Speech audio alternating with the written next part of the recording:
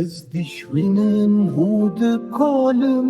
li peykokên vedgerin navê min di kîjan pelê de eslê min ji kîjan warê eslê min ji kîjan warê Dîsgotin rûpelên dîrokê veke li ser şûpa bavû kalan ji kardoxan heta loran ji kelhûran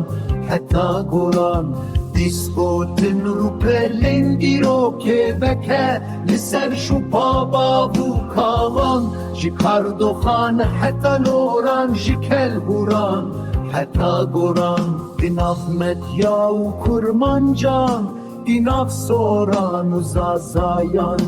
hezar salên şer û berxwedan di nav dîrokê de veşartî di nav medya û kurmancan di nav soran û zazayan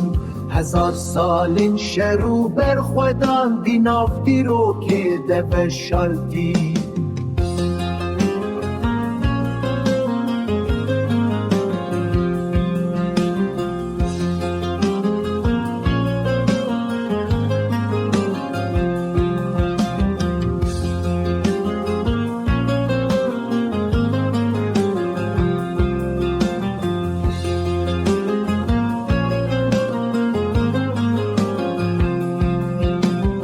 Ez şagirtê helbestvanên kevnim ez zarokê çiyayên bilindim